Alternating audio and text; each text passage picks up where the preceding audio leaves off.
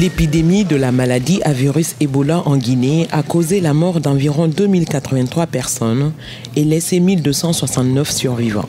Les conséquences engendrées par cette maladie sont d'ordre médical, psychologique, économique et social, d'où la mise en place par le PNUD d'un programme de relèvement socio-économique post-Ebola. Ce programme s'articule autour de 3 principaux volets: l'appui psychosocial, l'appui à la surveillance médicale et le relèvement socio-économique des survivants d'Ebola et des intervenants de première ligne. Pour le cadre de la Guinée, ce sont à peu près 16 millions de dollars qui ont pu être mobilisés à travers 8 projets, parmi lesquels le présent projet s'inscrit bien.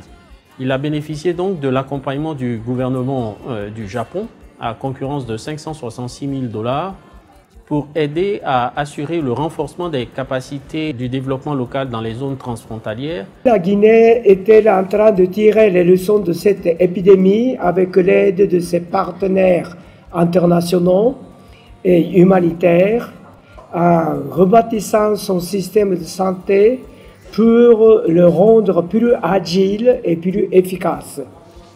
S'agissant de la surveillance épidémiologique, le gouvernement du Japon a accepté la requête de la Guinée via le PNUD de financer des projets d'appui opérationnel à l'ANSS. Cette activité d'appui à la surveillance médicale pilotée par l'Agence nationale de sécurité sanitaire consiste à renforcer les capacités du ministère de la Santé à travers l'ANSS pour accompagner et suivre médicalement les survivants d'Ebola.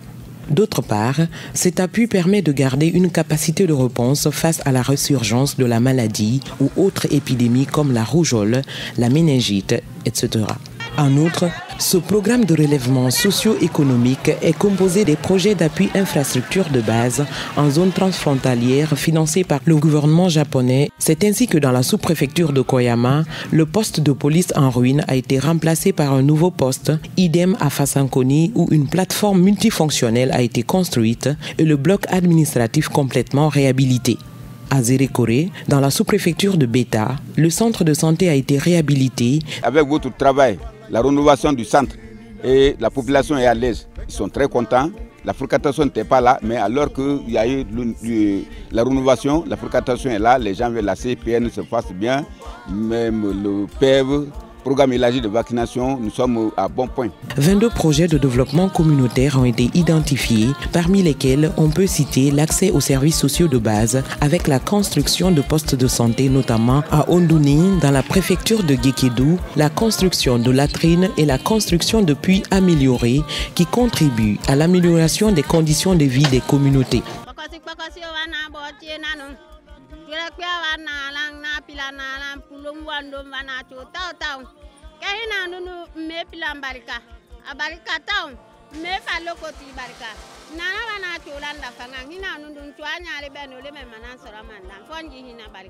Les projets de développement économique communautaire pilotés par la société civile permettent de renforcer et de stabiliser les moyens d'existence des communautés affectées à travers des activités génératrices de revenus. Le Fonds d'équipement des Nations Unies, UNCDF, dans ce programme, a géré la partie microfinancement, principalement l'appui à 7 communes de la Guinée forestière et de la Basse-Guinée qui ont été victimes de la pandémie d'Ebola en Guinée, à pouvoir financer des coopératives agricoles.